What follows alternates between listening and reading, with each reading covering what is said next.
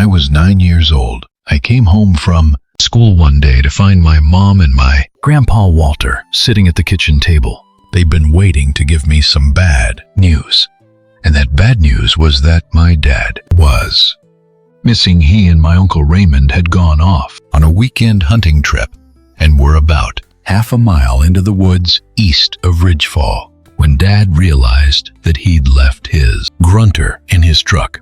And a grunter is basically just a kind of duck whistle, but it sounds like a buck's grunt. And after telling Uncle Raymond to wait where he sat, Dad walked back to his truck, never to be seen again. Uncle Raymond said that he waited about 20 to 30 minutes before he started to get worried, and then he made his way back to the truck, but my dad was nowhere to be found. And by nightfall, Uncle Raymond had every deputy from the Hawthorne County Sheriff's up in those hills trying to find my dad, and the search effort lasted about 2 weeks. But after failing to find a single trace of him, the county sheriff called it off. Mom kept his name on the missing persons register for a long time, while the whole family and all of his friends pitched in to hire a private investigator. The guy was a retired police officer from Ashford, a good one too. But in the end, there was only one thing that he could tell my mom and Walter that they hadn't already heard from the county sheriff. The most likely explanation was that for some reason Dad had walked through the woods until he came to a series of old mining pits near a town called Briar Fork. And then, as their theory went, Dad walked into one of those mines, fell down a shaft, and his body had been laying at the bottom ever since. Yet during that initial search and rescue attempt, every mine shaft that could be safely explored had been mapped out by a team of caving specialists, and the tunnels that weren't safe had teams of cadaver dog handlers dispatched to. Dad's body wasn't found in any of them, though that didn't mean that it wasn't there. The sheriff couldn't rule that out entirely.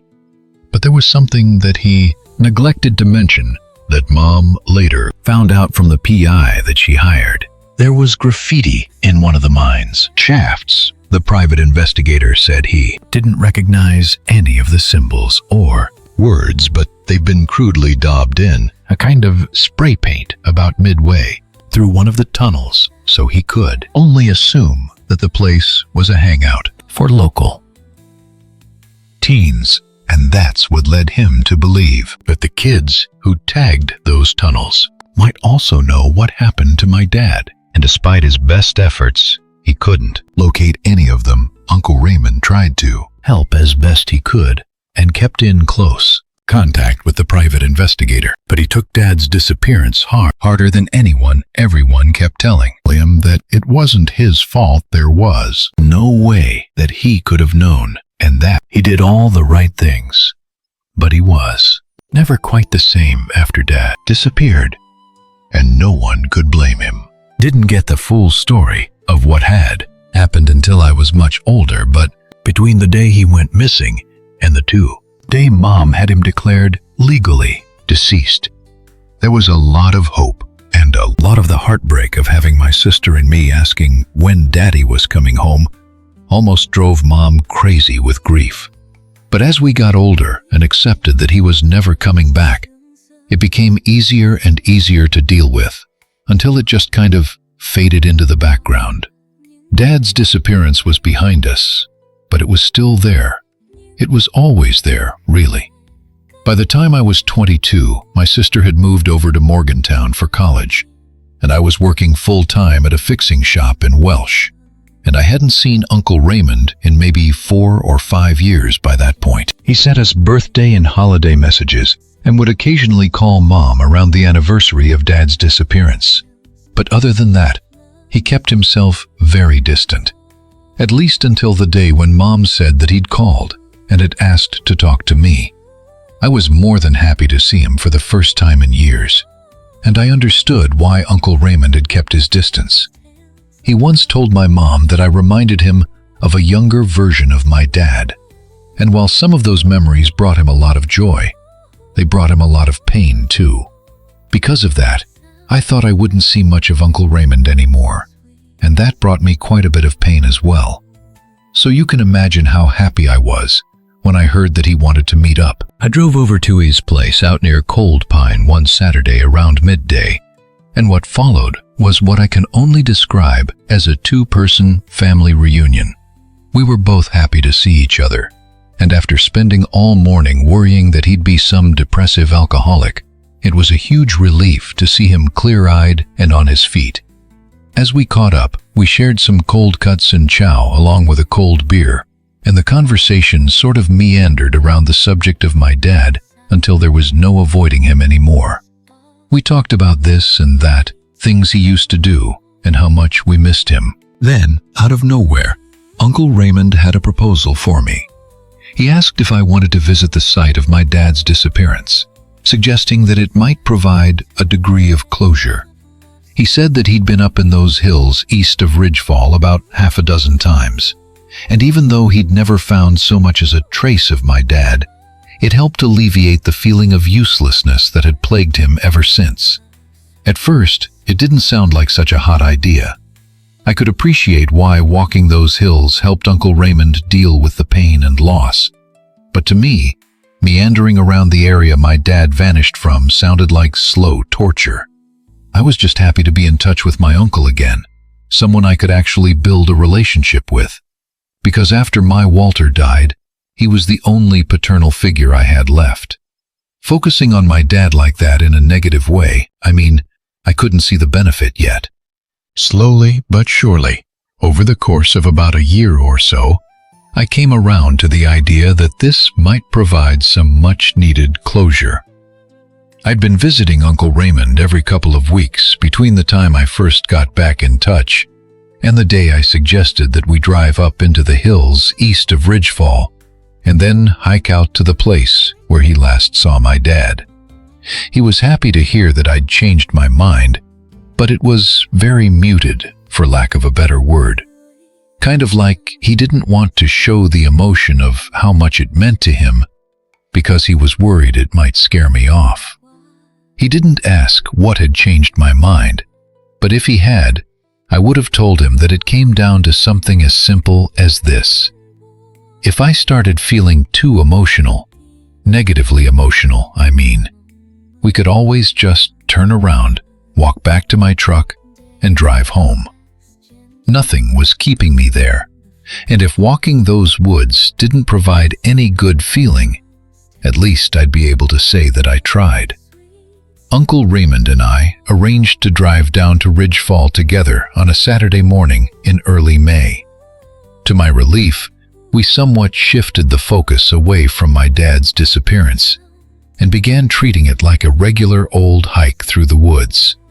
We'd uphold our long-standing tradition and take along a few beers and some cold cuts. Then, if at any point I felt like talking about him or asking questions about my father, we could cross that bridge once we came to it.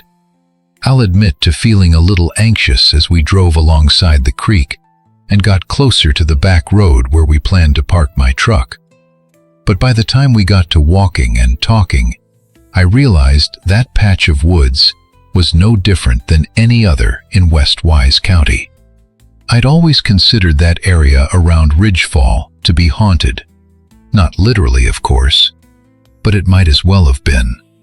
Like the ghost of my dad was wandering those hills. I never wanted to go there as long as I lived. So to suddenly be there one day and realize it was mostly all in my head was definitely good for me. But the word mostly is kind of carrying a lot of the weight in that sentence. And as much as it felt as regular as anything to be walking through those woods with my Uncle Raymond, it was like there was still a piece of my dad out there, hiding away someplace. Call it a memory, call it hope, but there was something, and I could feel it. We kept on walking and talking until we got to Blackwater Run, and then, after making ourselves comfortable on a flat rock at the edge of the creek, we took a little break. I figured that marked the halfway point of our hike, So when we were done, I suggested that we head back toward my truck. But Uncle Raymond had another idea. He said there was something he wanted to show me. And then, after another mile or so of walking, we came to a rocky outcropping which overlooked the abandoned mines that I told you about earlier. I asked him if that was the place the private investigator had checked out all those years before, and Uncle Raymond said it was. Then, after a sigh, he said there was something he'd never told me or my mom. He told the sheriff, all right, and he told the PI too. He just never had the heart to tell me or Mom that the last time he'd seen my dad had been when he was walking into one of those mine shafts. So, between noticing my dad was missing and informing the authorities, Uncle Raymond said that he'd run all over the woods, calling out my dad's name and trying to find him before the situation got serious. Uncle Raymond said that he was never much of a tracker. He had simply gotten lucky by heading in the right direction, and he didn't think my dad had walked toward the mines. But when he stood in that exact same spot where we were standing, he saw a distant figure dressed exactly like my dad walking into one of the dark, derelict tunnels. Uncle Raymond said that he scrambled down the steep incline of the outcrop and then ran in the direction of the shaft 12 that he'd seen my dad walk into. But when he got there and stepped inside with his flashlight in hand, there was no one there. When I asked Uncle Raymond if he'd seen the same weird graffiti as the PI did, he said no, but that there was something about that old shaft 12 that made him feel very uneasy. According to Uncle Raymond, that was what had truly been haunting him all these years. The idea that he'd seen his brother walk into a dark tunnel and then, upon hearing his name being called, had chosen to hide in the dark, pretending not to hear. And to him, that was the best-case scenario. The worst case was that something had happened to him in that old mine, something terrible that meant he couldn't walk or talk anymore, even if he wanted to. I understood why such information had been withheld from me. The situation was bad enough without piling more unsettling mystery on top of it. But still, I told Uncle Raymond that I was glad he'd shared the whole truth with me, even if it was as disturbing as it was painful. And I figured after that, it was time to leave. But Uncle Raymond had another proposal for me, and one that I found impossible to turn down. He asked if I wanted to walk down to the mine with him, as it was something he himself did every so often, as part of his attempt to exercise that area of the hills. By that point, I couldn't think of a reason why we shouldn't. We'd already walked all that way, and I had no idea if or when I'd return, and not heading down to that mine felt like a wasted opportunity. And if it worked for Raymond in easing some of the heartache, then it might just work for me too. And so I agreed, and off we went. Heading down the steep face of the outcrop was definitely not a smart move. So we walked around the edge of the mining pit a little to find a safer way. Down at the bottom, all kinds of warning signs had been hammered into the dirt, telling people to keep out and that they'd be seriously injured if they tried exploring any of the old tunnels. I asked Uncle Raymond if he thought that my dad had fallen down shaft 12 or had been the victim of some freak cave-in that left him unable to respond to his cries. He didn't know for certain, but if that were the case, Dad's body would have been found a long time ago. Whatever happened to him, it happened in that old mine. It just hadn't been properly explained yet. As we got closer and closer to the mine's entrance, which appeared as a jagged scar in the rock, it felt like the air itself grew heavier.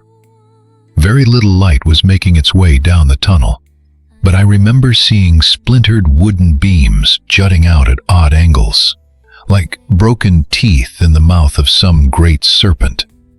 Neither myself nor Uncle Raymond said a word as we approached the entrance, and the place was so quiet that the sound of our boots crunching into the gravel and slate seemed unnaturally loud.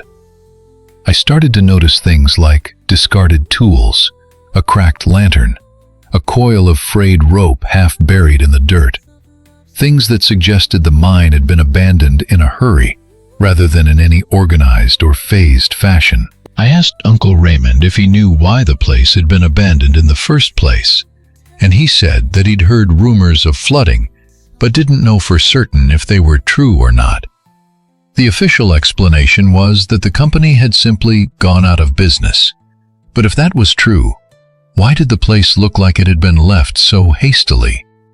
As we got within just a few feet of the mine's entrance, it was like the temperature dropped by a few degrees, and the darkness in front of me seemed to swallow up all the outside light after just a few feet. I figured Uncle Raymond could sense my apprehension, because he started telling me how I didn't have to go inside if I didn't want to. All I had to do was say the word, and we could just leave. But like I said, there was no way I was going to turn around and go home, not after we'd walked all that way. And so, slowly but surely, I started walking toward the entrance and the red cage bars of the open gate beyond. I can recall the oddest things from those first few moments. I remember how it got even colder as I stepped into the shaft, and how the air had both a smell and a taste to it. Just dust, metal, and mold all rolled into one. The light from outside disappeared quickly, but luckily I had a tiny flashlight attached to my keyring, and after fumbling with it to free it from the ring, I held down the small button, and suddenly I could see again. I say I could see again, but not by much. The light from the little keyring attachment was only enough to keep a few feet of darkness at bay, so my pace stayed slow as I moved deeper into the tunnel. I took a few steps and then stopped. Then, after taking a few more, I turned around to check if Uncle Raymond was following me. But when I did, I saw something that made my blood turn to ice. Uncle Raymond was standing near the cage gate, almost a complete silhouette by then, but there was just enough light for me to see that he was holding something in his hand. It was something I knew he had with him, but something he had no reason to produce in that moment. It was a gun, and the hand that he held it in was shaking in the microseconds that followed me, spotting the gun in his hand. Part of me screamed out to reason with him, and there was a brief glimmer of hope when the thought occurred to me that he'd produced that pistol for our own safety. But the way it trembled in his hand, the way he didn't say a single goddamn thing as I turned back to look at him, I got this feeling, sharp as a blade, that I wasn't safe at all. And so I ran. I ran down that tunnel with my tiny, crappy flashlight as the first of Raymond's gunshots rang out. The crack split the air behind me, and the bang felt like it exploded my eardrums as I felt the bullet fly past me all in the same moment, and my adrenaline surged as I realized that to not make myself an easy target, I had to turn my flashlight off. Then, as I eased my thumb off that button, I was just plunged into darkness. I'd never been so scared in my entire life. I didn't know it was even possible to feel that level of terror. The only light came from Uncle Raymond's shots as my lungs burned and my muscles began to scream. And any second, now I expected to either take a bullet or slam into a complete wall. As it turned out, I was headed for a wall, and the only thing that alerted me was seeing one of Raymond's bullets ricochet off something metallic. I flicked on my flashlight for a second and saw the tunnel diverting into 3 different directions, and I picked a path in a split second and then kept running.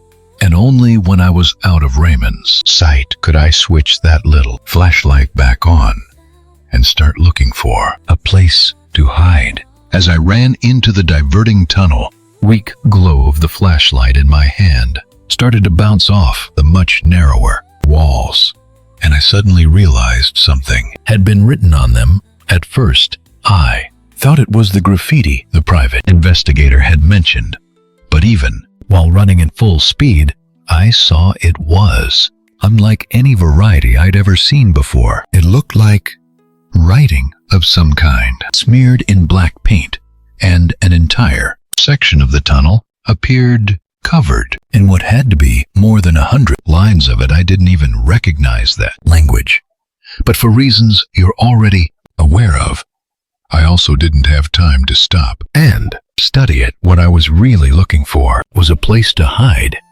and I soon found one. Soon after I started to see all that weird script on the walls, I began to notice a bunch of smaller and larger chambers leading off from the tunnel that I was running down. I picked one at random, lunged into it, and then tucked into the nearest corner to conceal myself from Raymond's flashlight in case he pointed it into the room.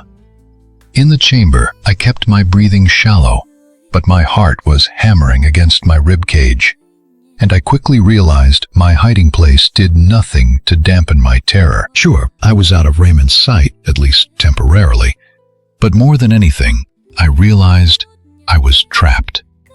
I remember trying to stay as quiet as possible, but for the first few minutes, which felt like hours, my ears rang non-stop from the tunnel, having amplified the sound of Raymond's shots. I wondered if my hearing would ever go back to normal, and imagined Raymond being able to creep right up on me without me ever being able to hear him. It was almost a relief when I started to hear his voice along with the sound of crunching gravel as his footsteps got closer and closer.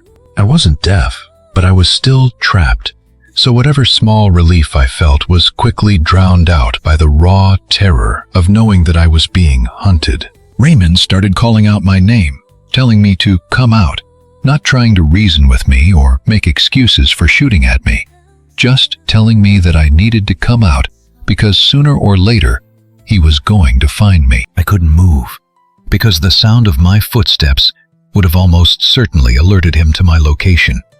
So I had no other choice but to remain in place and stay as quiet as possible. That part was surprisingly easy, because running all that way, with how unfit I was at the time, meant that I was more than happy to stay still and just catch my breath. When his footsteps got louder still, he suddenly pointed his flashlight down the tunnel my hiding place was in. And staying still and quiet suddenly got a lot harder in that moment. I remember saying it over and over in my head, my voice clear as a bell in my mind, saying, "Don't come down here.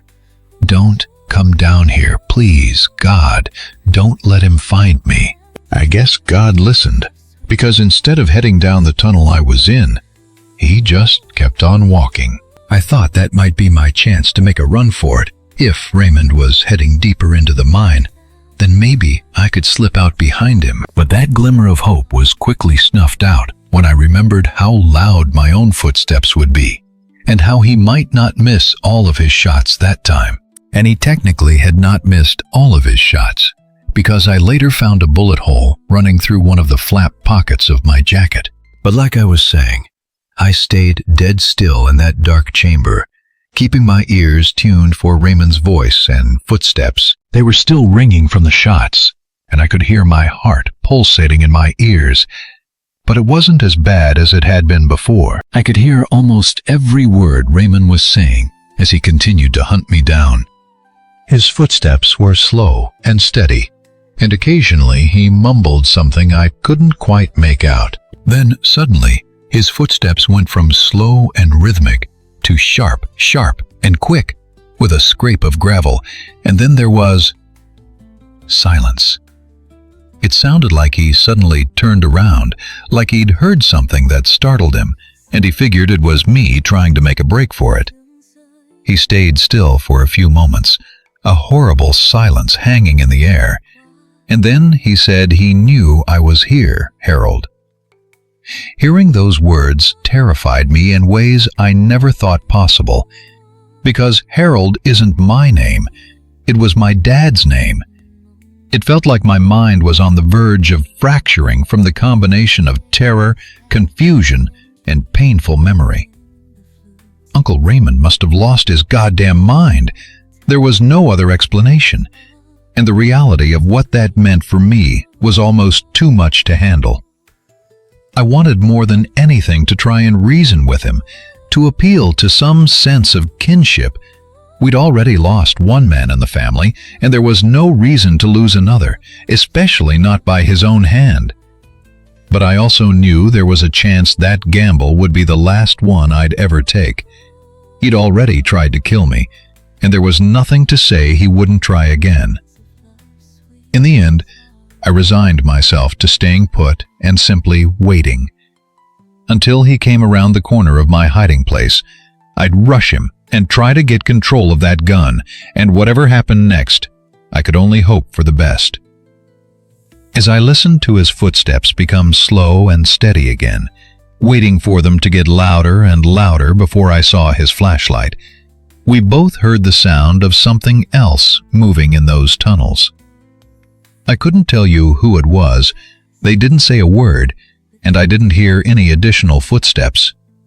All I heard was what sounded like rocks shifting someplace deeper in the tunnels, and then Raymond started to speak.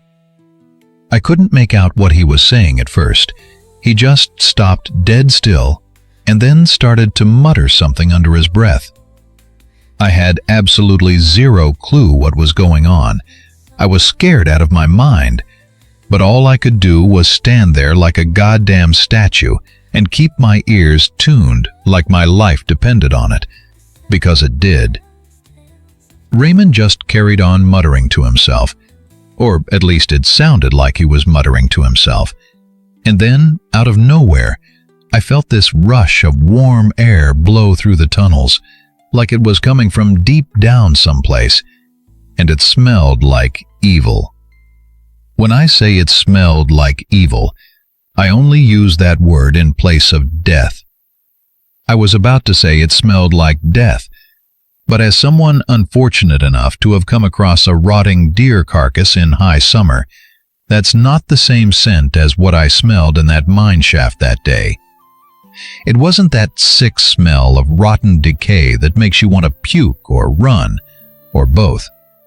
It was something so foul it shouldn't exist by any natural law. It smelled like burning death. That's the only way I can truly sum it up. It was like something that can't exist here on the surface, something older than the mine itself. I covered my mouth and nose with my shirt, because my first assumption was that it was one of those toxic gases I'd once read about miners having to worry about. And I remember thinking that this had to be why they abandoned this god-forsaken place. I kept my shirt clamped over my mouth and nose, and then, suddenly, I heard Raymond begin to yell. Something I can't guarantee is that these were his exact words, only my recollection of them. But to my memory, he said, "He's here. I brought him. I did what you asked." He repeated himself a lot, said things in between, like, "Please," or, "You've got to believe me." But he kept saying that first part over and over, flying into fits of rage, his screams getting louder and louder until I couldn't make the words out anymore. By the time his yells had degenerated into what sounded like screams of pain and terror, I made a run for it, hoping he was suitably distracted. He wasn't anywhere near the tunnel I was in, and I didn't even see his flashlight as I ran. But the entire time I was hurtling out of that tunnel at speeds I was sure would end with me falling, I heard Raymond's screams. I kept hearing them as I ran out into the daylight, too. They were much fainter and had this eerie, echoing quality about them, but I could still hear them right up until they suddenly went silent. I didn't look back. I didn't even consider it. I just kept running toward the gentle slope we used to climb down into that pit. I scaled it and then kept running through the woods until my legs screamed out no more. The woods were quiet, but Uncle Raymond's screams kept echoing in my head, and I was overtaken by these contradictory feelings of trauma and a bizarre sense of victory. I'd made it out, but I couldn't enjoy that feeling because, for whatever reason, Uncle Raymond hadn't. When I couldn't run anymore, I started walking back to my truck, and it took a long time before I spotted the glint of its metal bed through a thinning thicket of trees. My hands trembled as I reached for the door handle, and after yanking it open, I slid into the driver's seat and just sat there for a moment, staring at the windshield. I couldn't even process what had just happened to me. And I think I've already said this, but I couldn't feel happy that I'd made it either. Instead, there was only this numb sense of resignation that I had to drive home and report my own attempted murder to the county sheriff, along with a single word: why? I could only manage to drive my truck as far as Ridgefall before I had to stop. There was no way I'd be able to drive safely given my condition, and it was the first place available to call the sheriff's department. My hands were still shaking when I asked a motel receptionist if I could use their phone. I could tell she was a little scared of me because of my appearance and demeanor, but she let me use the phone all the same. I didn't bother trying to keep the call private. I lowered my voice, but with the girl standing right there in front of me, there wasn't much I could do to keep her from hearing. I told the dispatch lady that my uncle had tried to kill me at the abandoned mining pit north of Briar Fork, and how I thought he'd had some kind of accident and was still inside, and I must have sounded really wigged out and distant, but they understood enough to send help. 2 deputies showed up at the motel in a cruiser maybe 10 to 15 minutes later, and I told them everything. They wrote it all down, then told me they would call me once they checked out the mines. I drove home, took a shower, and tried to process everything that had happened, but there was no processing it. And even after all these years, I still haven't been able to. A few hours later, I got a call from one of the deputies. They found footprints and shell casings, but no Uncle Raymond. And with my father, it was the exact same process as what happened after my dad went missing. At least, I imagine it all went down in a similar way. The sheriff got search and rescue involved, who once again explored the mine as deep as it was safe to do so. And there was no sign of Uncle Raymond anywhere. No blood, no body, no weapon. Only those shell casings lying near the entrance from where he'd shot at me, and I'd run. I told them all about the rush of warm air and how Raymond had started to scream, "He's here! I brought him! I did what you asked!" And then, after many weeks of investigating and consulting with experts, the county sheriff announced their conclusion. And this is what he told us. In mining, there are things called blowouts, or gas blowouts.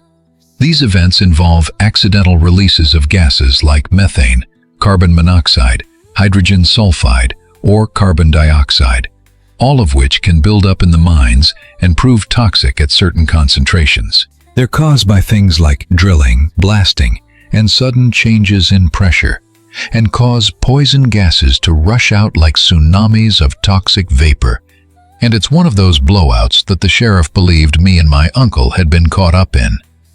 They explained that, in all likelihood, Uncle Raymond was hit with a kind of gas cocktail, consisting for the most part of highly concentrated CO2, and this led to a kind of frightened disorientation, which ended up causing him to attack me in his confusion. Naturally, given the circumstances, the sheriff told me and Mom that Raymond had become the #1 suspect in my dad's disappearance, in which there had almost certainly been some kind of foul play involved. There had been no activity in his bank account after he disappeared, which was probably the #1 reason we all thought that he was gone and hadn't just decided to vanish without a trace. I mean, it was still possible that Dad going missing had nothing to do with what Raymond did later. But the sheriff himself said he was very interested in catching up with Raymond so he could find out why he'd called me by my dad's name instead of my own. But more than 2 decades have passed now, and not a trace of Uncle Raymond or my dad has ever been found. Found after the sheriff and his search and rescue people searched the mine here, ordered them all to seal it off with explosives to prevent others from suffering. the same tragic fate. But their opinion of what Raymond's fate was, and my own opinion, differ greatly. I didn't make a fuss at the time, and I still don't. And what I'm writing now is the first word of objection I've ever committed to paper, let alone voiced out loud. But I don't believe for a second that it was some rush of CO2 that made Uncle Raymond start shooting at me. I told the sheriff back then over and over that the rush of warm air didn't happen as we were walking, and it happened as I was hiding right before Raymond started calling out for my dad, saying all that weird stuff, and eventually screaming unintelligibly. But the sheriff and his experts acted like I got it all wrong, that I was so disoriented by the fear, the adrenaline, probably a dose of CO2 myself, that I didn't really know what had happened to me. But I do know what happened to me. And I know what happened to my Uncle Raymond too.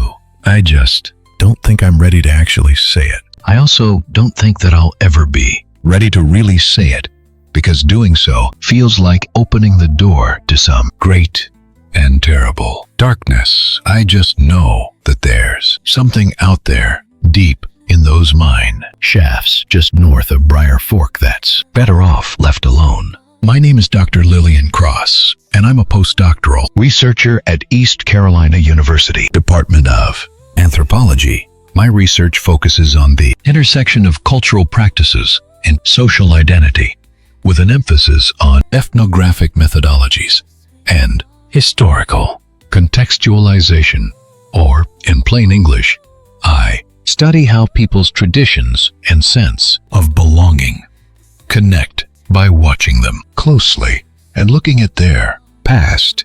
I've undertaken a lot of interesting projects in my time, and while most have been both enriching and satisfying, there's one that I frankly wish that I could forget, and that's not down to the subject matter nor the people that I dealt with, as I cannot speak too highly of either, but rather a very particular encounter with a very particular woman while researching the kinship networks, ritual traditions, and sociocultural resilience of the Ridgeborn Appalachians. To cut a very, very long story short, the Ridgeborn are a mixed race people who inhabit the area where Tennessee, Wise County, and North Carolina intersect.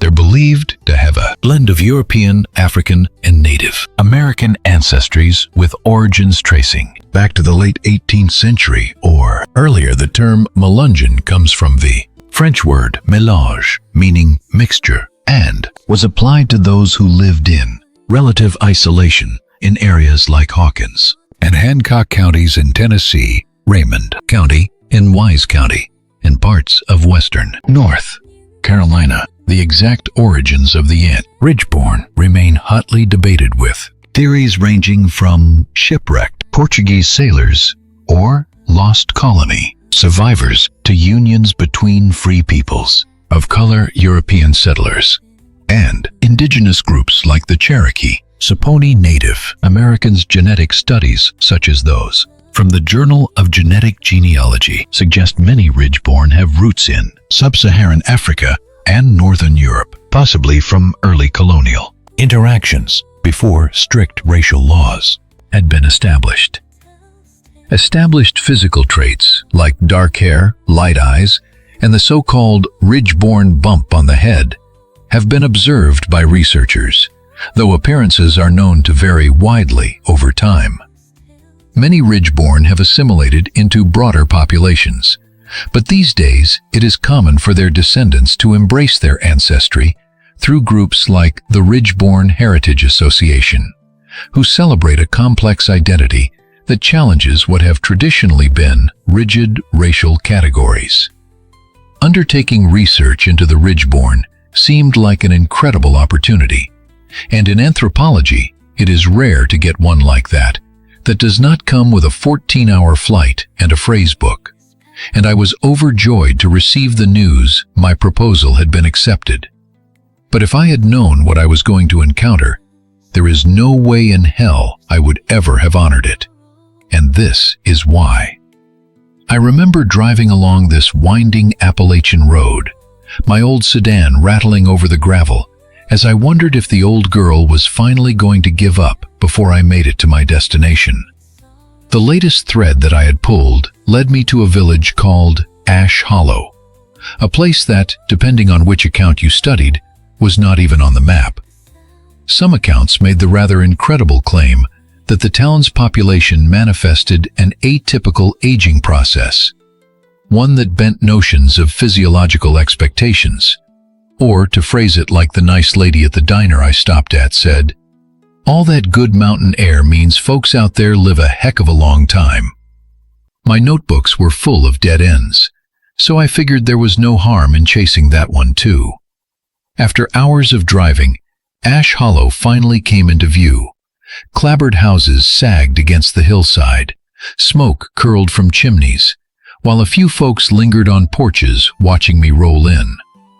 I parked near a general store, grabbed my bag, and stepped out to breathe air that smelled of damp earth and pine oil. A man in overalls nodded at me from across the street, and I quietly nodded back, then headed inside the store. The store clerk, a wiry guy with graying hair, eyed me with suspicion when I started asking questions about the village. I told him I was a genealogist tracking ridge-born bloodlines, and he frowned, giving me another look of mistrust, and then pointed me toward a dirt path leading up the ridge. Folks up there do not take to outsiders, he said, and then told me to mind myself. I thanked him, bought a Coke and a pack of gum, and then started walking toward the ridge.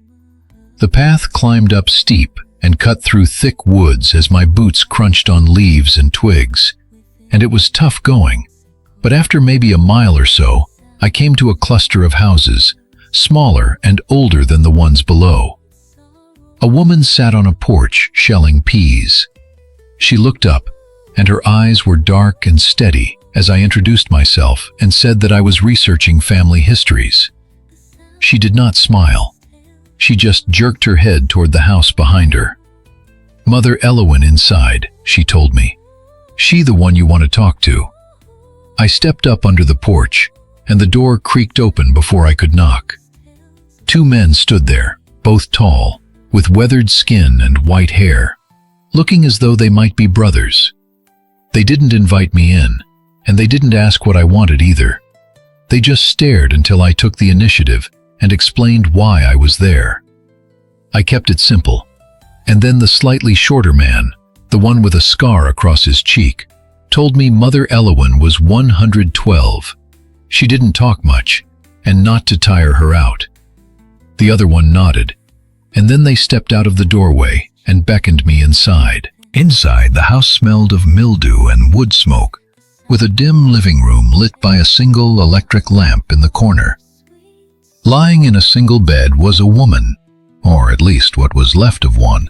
When I say she was skeletal, I mean that in the truest sense of the word.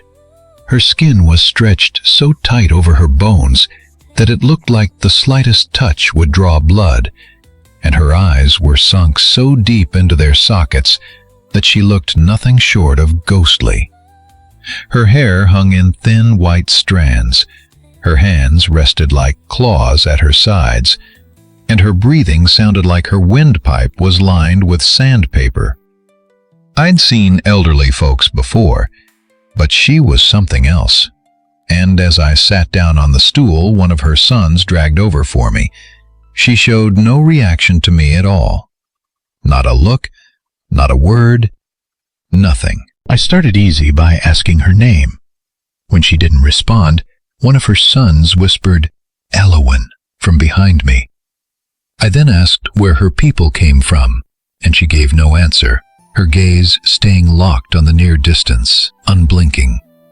I tried asking about her parents, her childhood, but still got nothing, and her sons hovered nearby, arms crossed as they watched. "She's weak," one of them eventually said. "Don't push her." I told them I understood, but my curiosity burned in my chest. A 112-year-old who looked like she'd been starving for decades. I had to know more. I leaned forward, keeping my voice soft, and asked her, "Ma'am, how long have you lived? And how have you lived so long? What's your secret?" For the first time, she seemed to latch onto a word, and after her eyes widened and her lips parted, she turned to me with fear on her face.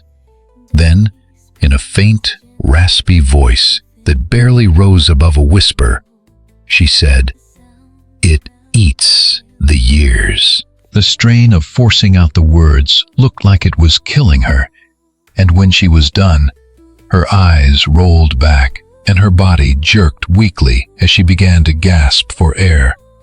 Her sons rushed over, one yelling for me to get out while the other tended to his mother. I grabbed my bag and stumbled outside, my heart hammering as the door slammed behind me. As I walked back down to the ridgeline, the old woman's words echoed inside my skull. What in the world did she mean by, "It eats the years"? I wanted to go back, wanted that more than anything, to demand answers. But I knew better than to outstay my welcome in such an isolated place. The woman with the peas was gone, her bowl abandoned, as I started down the path with the son's cry of, "Don't come back," still ringing in my ears. When I got back to my car, I sat for a while, scribbling down every detail I could. The village felt different now, quieter and heavier. And as I drove off, I found myself checking my rearview mirror much more frequently than usual that night. I sat in my apartment, replaying the day's events over and over in my head. Elowen's face wouldn't leave me, and neither would her words. And I tried to S. Raymond P., but the whole encounter just kept replaying in my home mind. Then when I finally did get some S. Raymond P., I had the most vivid nightmare, where it was me who was lying in that bed, more than a century old, crunching the words, "It eats the years," in the face of some terrified young researcher. And the next morning, I called a research fellow that I happened to be friends with, a folklorist who'd written whole studies on Appalachian myths and legends. I told him about Ash Hollow, about Elowen, and what she'd said to me, and he went quiet for a few seconds. Then, after audibly clearing his throat, he said that he'd heard a lot of rumors of a village fitting that description.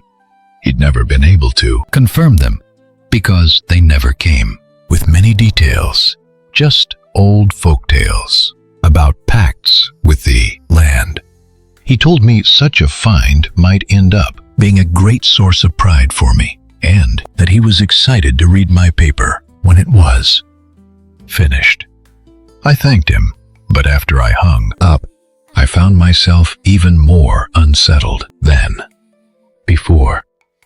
As the day went by, I found it impossible to think of anything else. Maybe it was the way my friend had hyped me up, but I simply had to know more.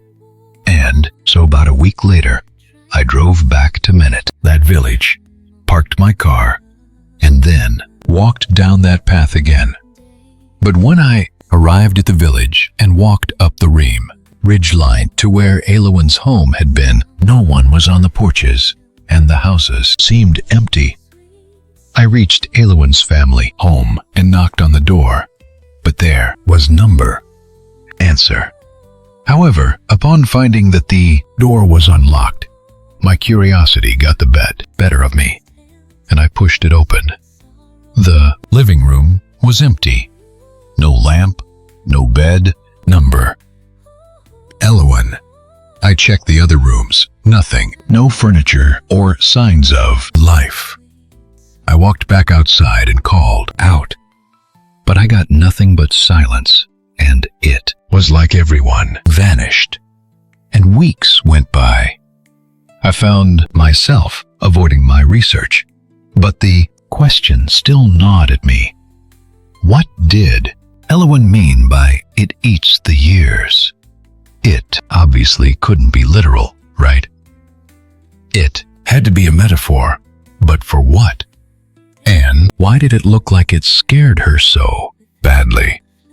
I began digging into my books, cross-referencing mountain folklore with anything I could find on Ash Hollow, but I had no luck. I then engaged with the university's archival resources, including those in the North Carolina collection at Wilson's Special Collections Library, and it was there that I had a small but very significant breakthrough. One night, while elbow-deep in online research, I found an old journal scan dated from the 1700s that detailed a fur trapper's account of what he called Hungry Hollow. The village he described matched Ash Hollow to a T, and while he didn't provide much detail beyond the description, he stated very clearly that the place's unknown natural temperament meant that he'd avoid a return visit number matter. The cost if you'd assumed my encounter with Elowen and her two sons failed to make it into my research paper. You'd be correct. I wanted more than anything to get to the bottom of what I'd seen and heard, but with nothing to reference outside of my own personal experience. Doing so would have been fruitless at best and detrimental at worst.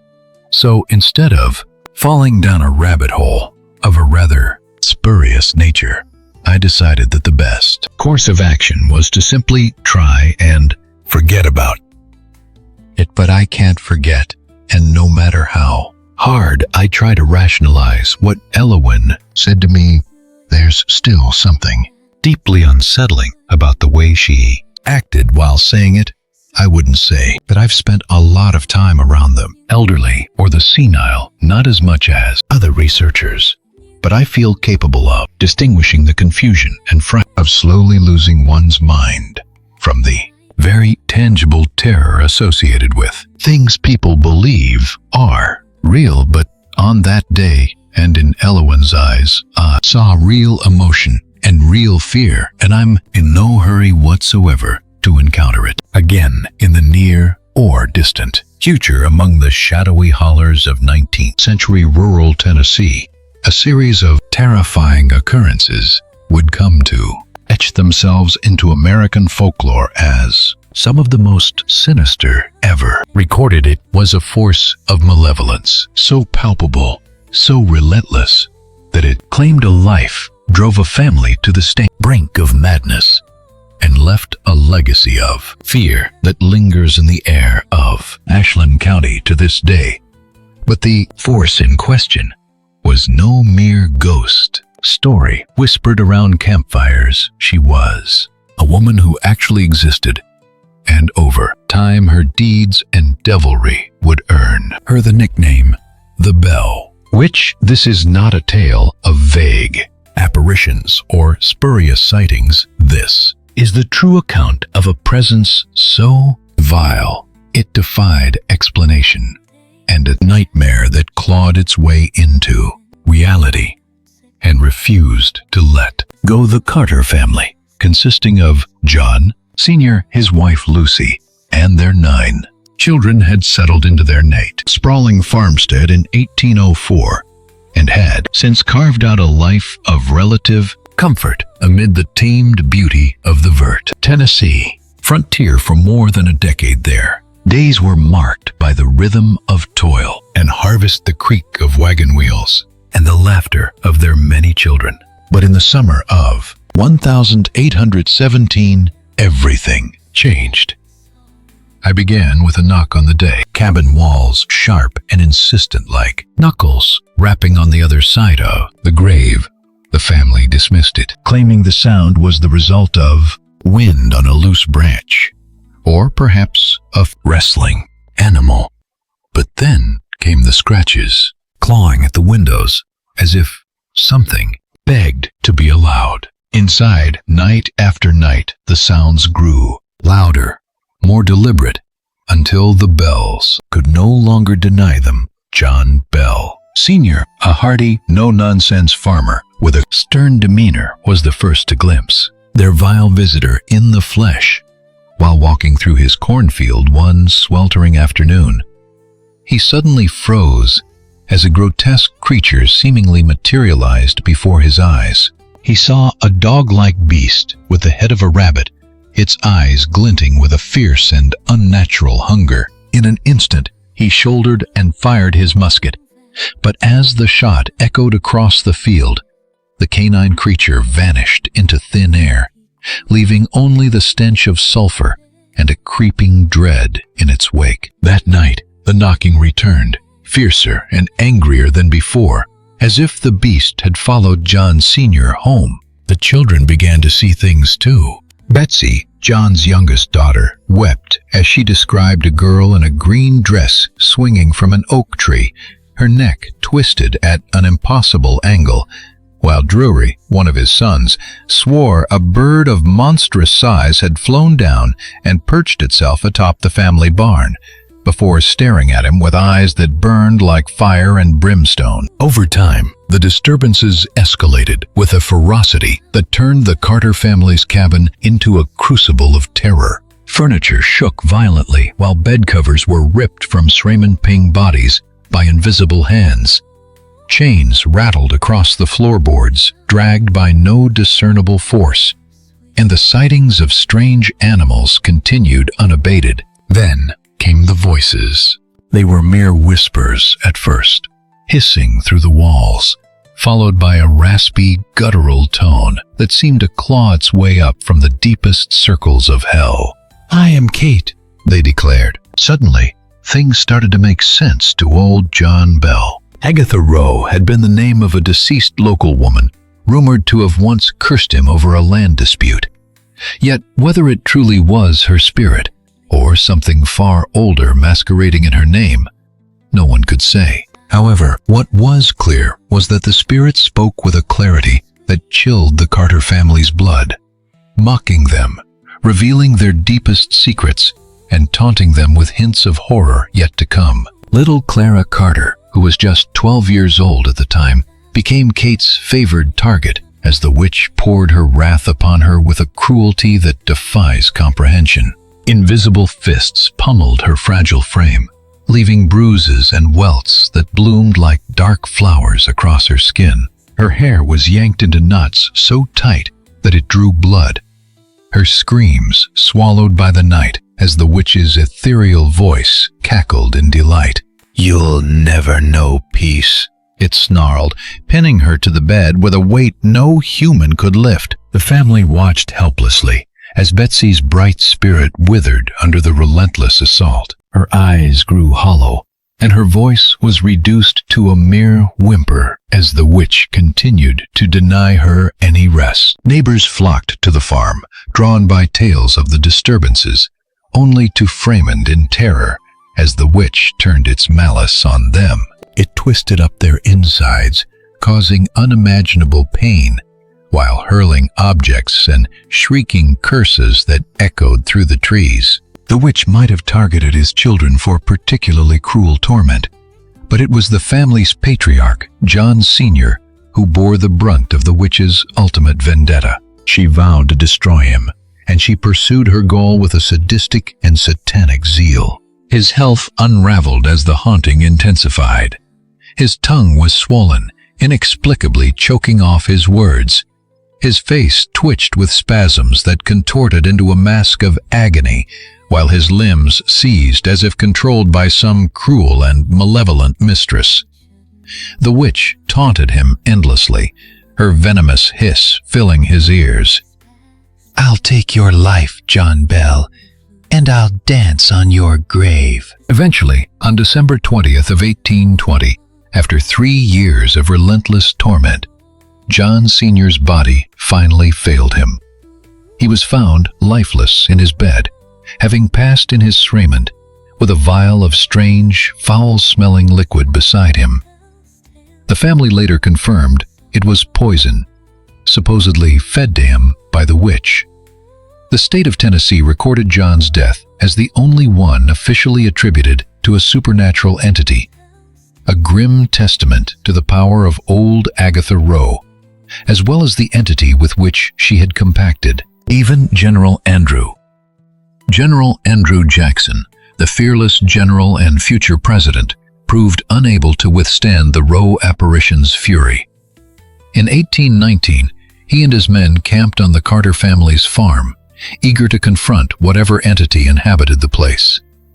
As the wagon approached, its wheels locked inexplicably in the air, filled with a deafening, hair-raising shriek. "I'd rather face the British Army than spend another night here," General Andrew Jackson reportedly declared, Fremonding before dawn with his troops.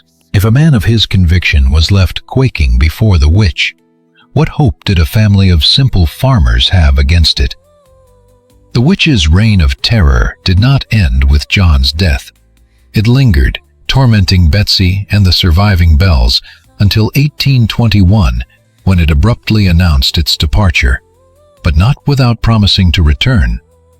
After 7 years, true to its word, it reappeared in 1828, shaking beds and whispering threats to Lucy and the remaining children before vanishing again. It vowed another return in 1935, 107 years later. And although no widespread haunting materialized, locals in Millhaven insist the entity never truly left. Strange lights flicker in the woods. Disembodied screams pierce the silence of the night. The Roe Apparition Cave, along Whitecap Hollow near the original farm, still undulates with an energy that drives visitors to the brink of sanity. Upon visiting the Roe Apparition Cave, foolhardy visitors are greeted by what amounts to a gaping maw, its jagged walls glistening with slime and damp, while the air remains thick with a clawing and deeply unsettling presence. Stench, those who brave its depths report. Footsteps echoing where no one walks. Growls rumbling from the shadows, and a suffocating sense of being watched.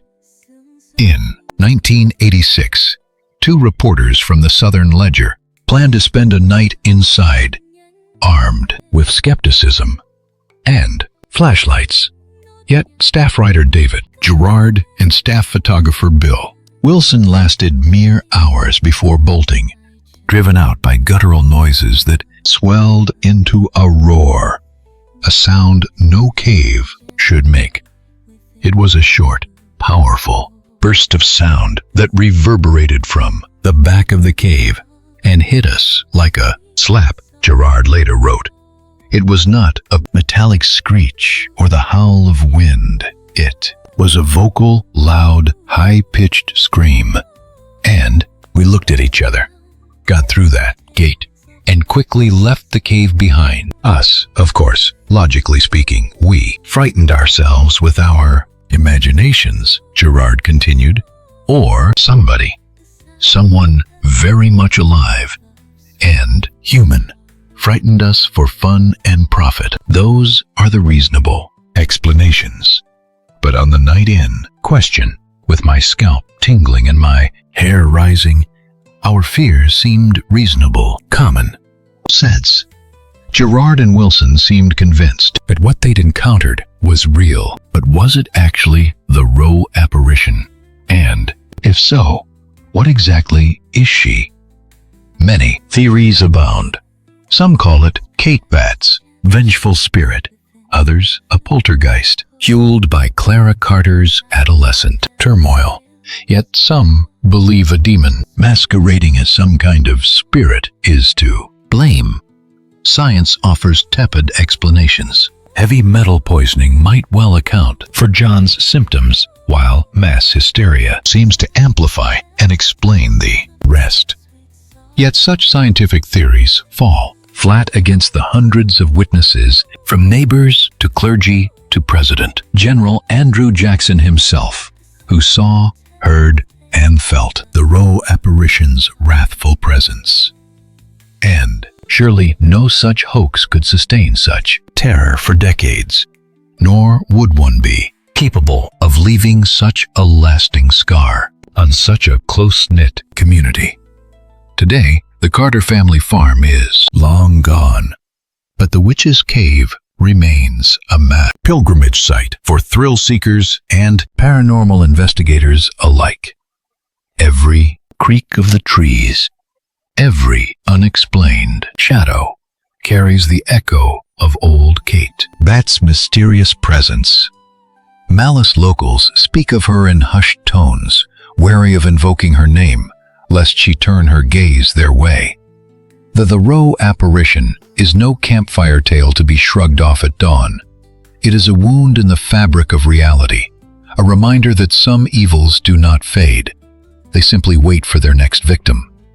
And in the stillness of the Tennessee night, when the wind dies and the darkness presses close, you might hear it.